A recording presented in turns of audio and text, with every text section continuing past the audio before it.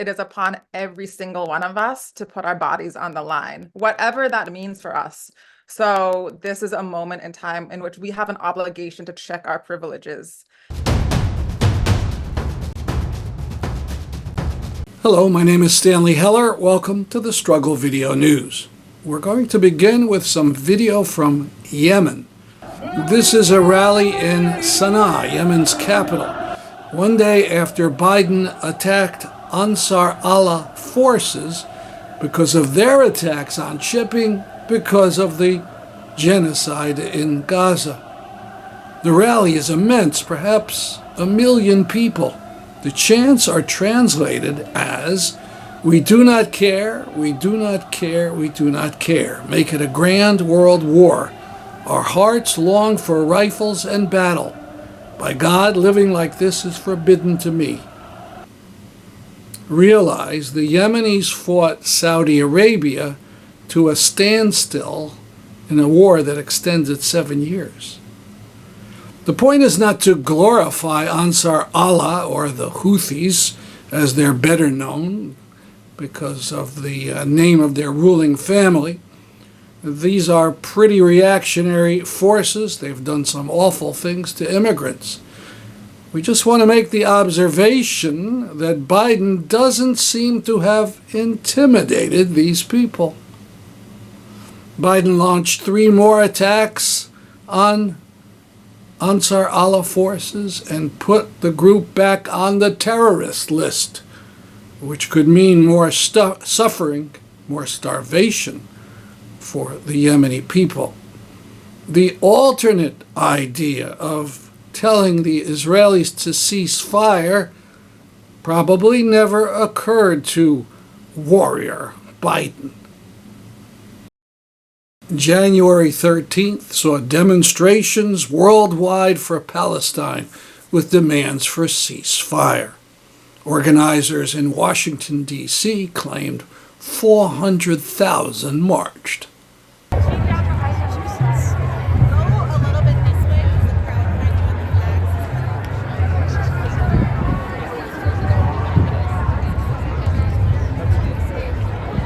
Alice Robinson is a socio-medical scientist by training. She lived for several years as a child in Baghdad, Iraq, while her father worked for the United States Information Service. And a week ago, she was in Washington, D.C. Good afternoon, Alice. Hi, good afternoon, Stan. So you spent Saturday the 13th in D.C. at the Rally for Palestinians. What was the best part? Best part? Lots of people there, lots of young people there, primarily young people, and lots of different groups represented, good speakers. Unfortunately, didn't get too much publicity, at least from what I heard in the national media, but it's a start. How'd you get down there to DC? Carpooled with some people that actually that you connected me with. There's people who, some Germans actually, who were reluctant to go.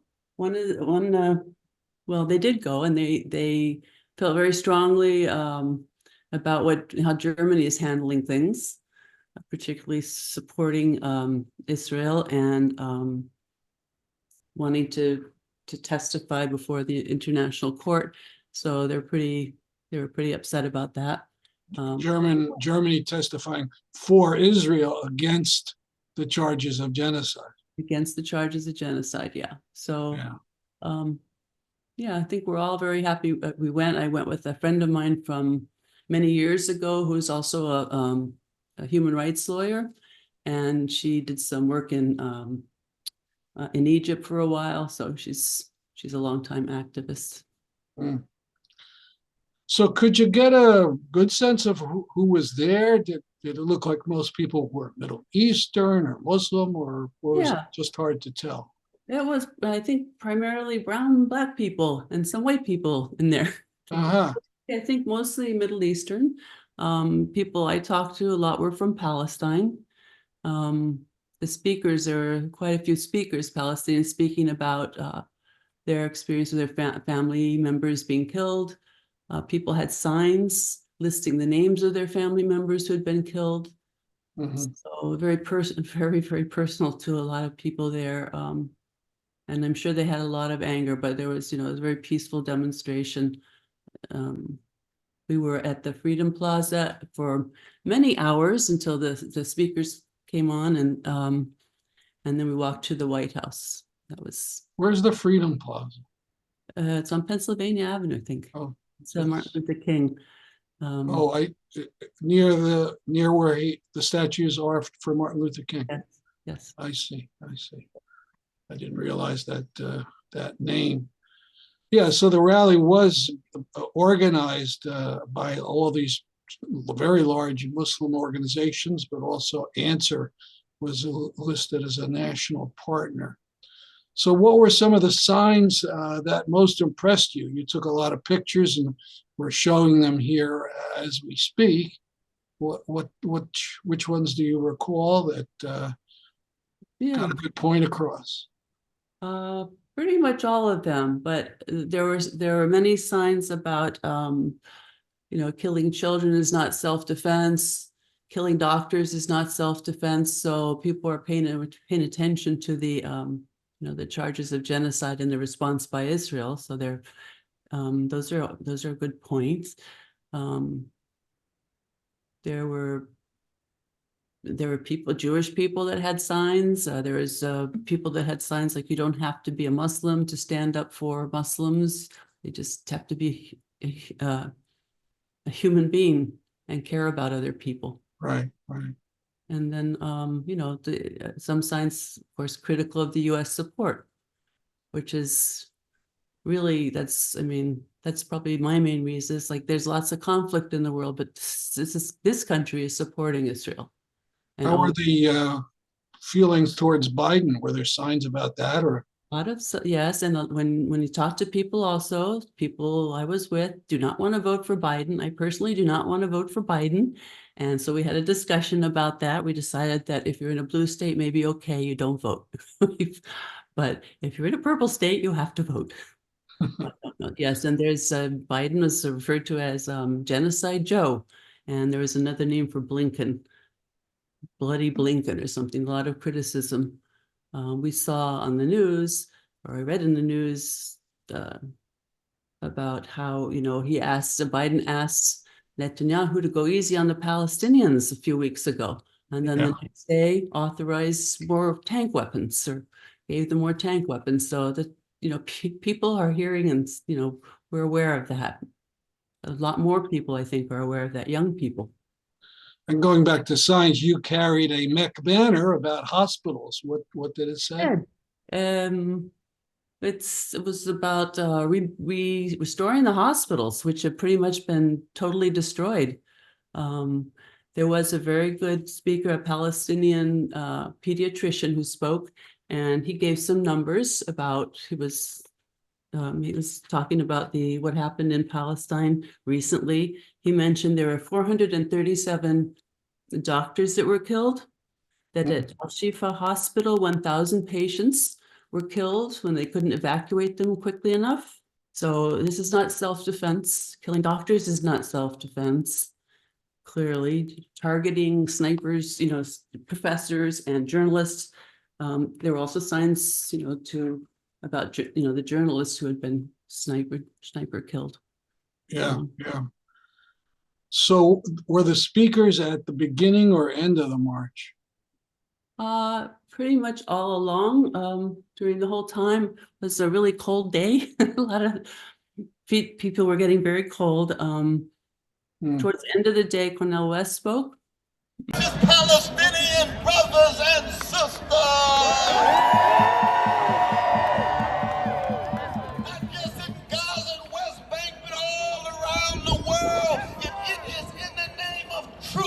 Jill Stein, who's running for president on the Green Party, spoke. That doctor I mentioned, and before that, had been many family members who lost. Many people, Palestinians, who lost family members, and that was really very sad to hear. Were there things about the day perhaps you didn't like, messages from a speaker or slogans that you thought were wrong? Things that, go ahead. I thought all the speakers were excellent. You couldn't hear them often, so there's one slogan that I'm a little bit concerned about. That's, I mean, the one that says from the sea to the, what is it, from the river to the sea, we'll be free. And it concerns me because my Jewish friends find that very threatening. And I'm not quite sure what it means myself. So it could be one Palestine, it could mean, but it's kind of ambiguous.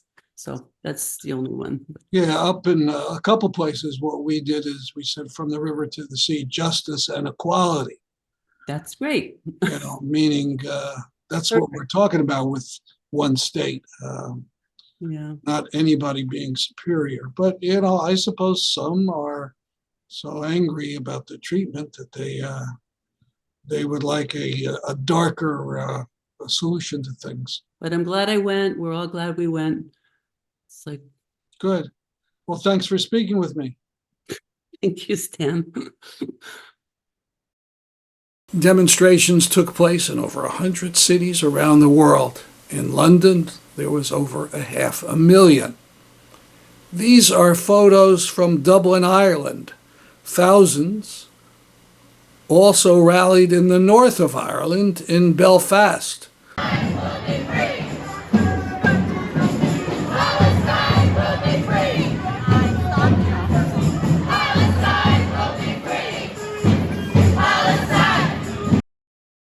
In New York City, a few days later, there was a march organized by Within Our Lifetime.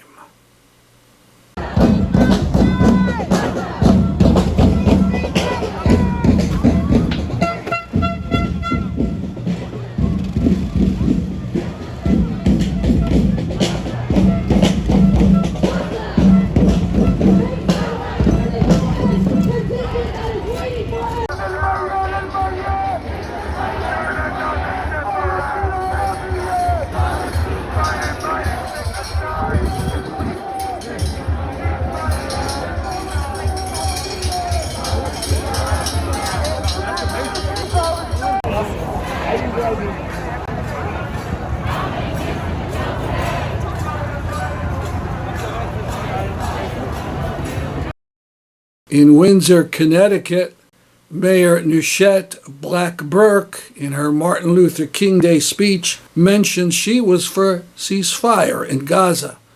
Word got out that rightists were organizing pushback. At the council meeting the next day, a host of speakers supported her and talked about the horrors in Gaza. A couple of weeks ago, the Washington Post published this story.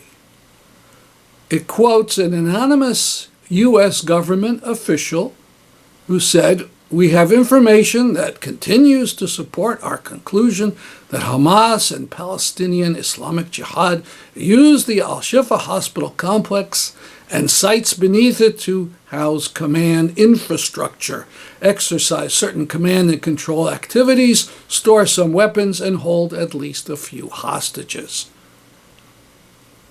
As far as I can tell, the U.S. spy agencies just say this.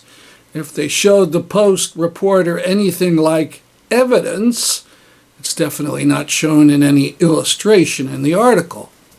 Thankfully, the writer of the article quotes the paper's own investigation.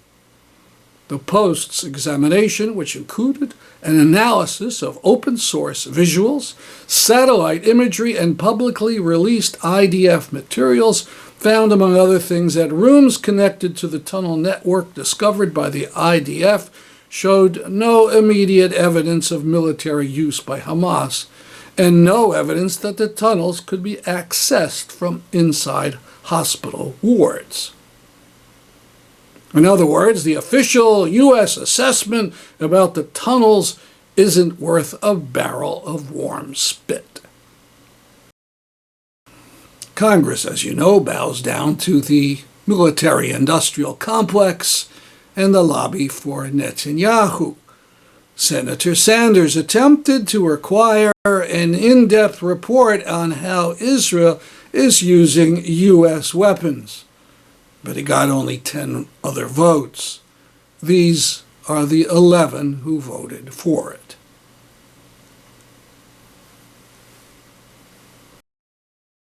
The remainder of my program will be my interview with Rabbi May, a Connecticut rabbi who attended many of the demonstrations against the genocide, even at the cost of arrest. I'll be speaking with Rabbi May. She's a Connecticut resident and has been spiritual leader of Mending Minyan, and she's also part of Jewish Voice for Peace. Good morning. Good morning. You've been involved in a lot of protests of Israeli actions in Gaza and the West Bank. Could you describe some of them?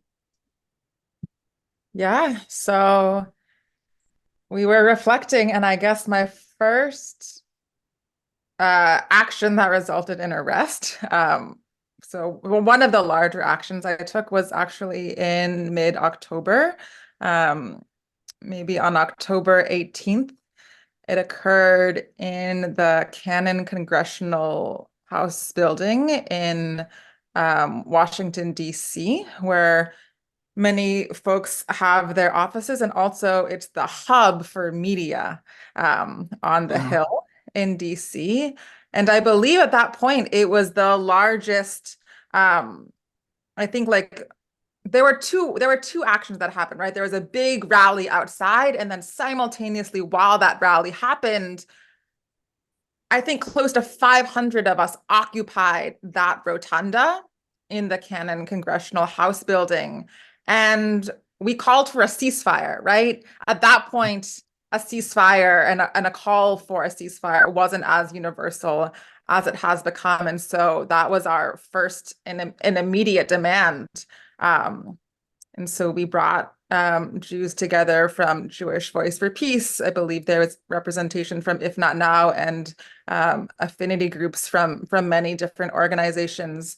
And we sat and we prayed and we chanted and we read testimony from Gaza and actually heard that folks on the ground in Gaza were watching our protest and listening to us read their testimony. And then from there, I went on. Let me stop. So there were other rabbis involved too in that demonstration in the rotunda? Correct. There were about 24 rabbis and rabbinical students who were leading the protest from the center of the rotunda, and other folks were sitting around us in a circle. Had you been involved in protests before about this issue? Yeah. So it wasn't brand new, but it was my first arrest in my life, okay. But I've risked plenty of times. Well, let me ask about that. Some people will think that's really odd or improper for a rabbi. How would you answer them? I believe that it is upon every single one of us to put our bodies on the line, whatever that means for us.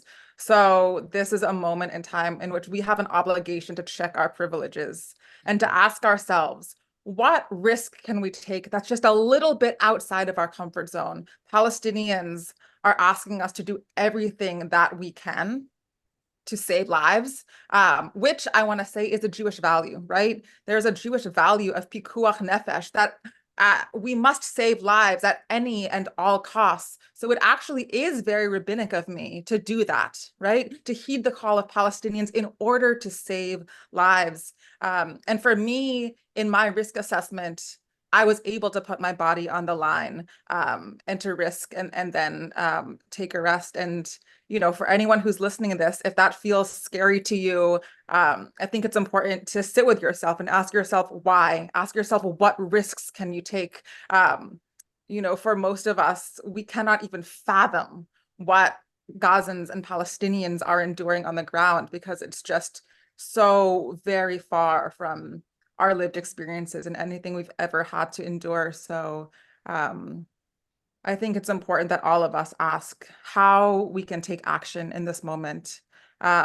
You know, I recognize that oftentimes direct action and nonviolent civil disobedience are not accessible for all people. But we need every last one of us to be calling our representatives, to be putting our bodies on the lines, to be shutting things down, to be writing letters to the editor, and to really be listening to what Palestinians are saying so that we're able to heed their calls, So, which means, oh, I'm sorry, finish. okay, which means demanding a permanent and immediate ceasefire. And it also means that our demands don't end there. Our demands continue with lifting the siege on Gaza, with ending Israeli occupation of Palestine, and releasing all prisoners and hostages. So let's talk about some of the other demonstrations or protests that you have been involved with since that event at the Rotunda. Sure. There have been many, right? So as I was saying, there are so many types of actions. So there are big actions in which I've been arrested, and you may have seen me on some, major media channels. So actions like that would include when we shut down Grand Central Terminal in New York City, making it very clear that business cannot go on as usual. For those who don't know about that, how did you shut down? Did you jump on the tracks or something? What did you do? We took over the main hall, the main terminal of Grand Central Terminal, and just filled it to the brim with our bodies, chanting and singing and calling out for our demands that I've named, right, beginning with a ceasefire and going from there, and demanding a stop to this genocide, and calling it what it is, and demanding and letting everyone know, right? Every single person. New York, Grand Central Terminal is one of the busiest transportation hubs in the world, and we were getting our message loud and clear to everyone passing through and everyone watching online that we need to pay attention to what is happening and we need to respond. The And people who were passing through, how did they react? so I was leading. I was up on a balcony, so I was not on the ground and like necessarily directly engaging with folks. But I can tell you that there are some people that joined our protest, and there's a actually beautiful story. I was waiting in an incredibly long line to get processed after I was arrested. And as I was waiting in that very long line, we were beginning to see people slowly trickle out and be released. For many of the protests that I've been a part of, we all wear kind of the same uniform, and we all wear these black shirts that say like ceasefire now, Jews for ceasefire. I forget exactly what the shirts say. And at one point, I see someone being released, and they're not wearing a black shirt. As a matter of fact, they're wearing a bright blue shirt. And I'm wondering, what's going on here? And then all of a sudden, I recognize this person. And this person is an elder, and is my congregant at Mending Minyan, where I serve as rabbi. And this person was just happened to be passing through Grand Central Terminal that day, attempting to catch the Metro North train back to Connecticut, where we live, saw the protest, joined us, and ended up being arrested with us. And so I'm sure with how busy that station is, that this congregant of mine was certainly not the only person to join our protest. As a matter of fact, now I'm recalling that someone actually walked up the stairs to the balcony to say hi to me, who was not in our uniform, and who had also joined the protest. And I had to say, this is a place where arrests are likely to happen. So thank you for saying hello, and I encourage you to go lower. Now, not all the protests involved arrest. I saw you at a Hartford demonstration, marching to the offices of our Senator Murphy. I saw you speak there from a distance. What was that like? Yeah, so there are many different types of ways to take action. And some of those ways are rallying and marching. And I've had the honor to be invited to speak at these rallies and there are various types, right? So in Hartford, you and I have been at rallies that are led by the Palestinian and Muslim community, and it's been an honor to lend my voice there. And I've also been asked to speak at a really powerful action that took place at Stonewall in New York City, and it was a Juma, the afternoon Muslim prayer, led by queer Muslims. And I was asked as a rabbi to speak and offer some words there. So yeah, it's been an honor to be invited to speak. And I think it's really important for people, and I've heard this reflected to me from many people who've heard me, for people to hear from, but also to know that anti-Zionist Jewish voices exist and anti-Zionist rabbinic voices exist. I know you were involved with an action with the bridges and tunnels. That shut down. That was fairly recent, and it wasn't that well covered by the media. So could you mention what that was? Yeah, so 2 Mondays ago, um, a number of us shut down the Brooklyn Bridge, the Manhattan Bridge, the Williams Bridge, and the Holland Tunnel all at once on Monday morning, and kind of gridlocked traffic in Manhattan around rush hour or at a very busy time of day. And I do want to lift up that both this action, shutting down bridges and tunnels in Manhattan, and the action at Grand Central Terminal in New York City, were inspired by our comrades at ACT UP, who conducted similar actions way back in the day.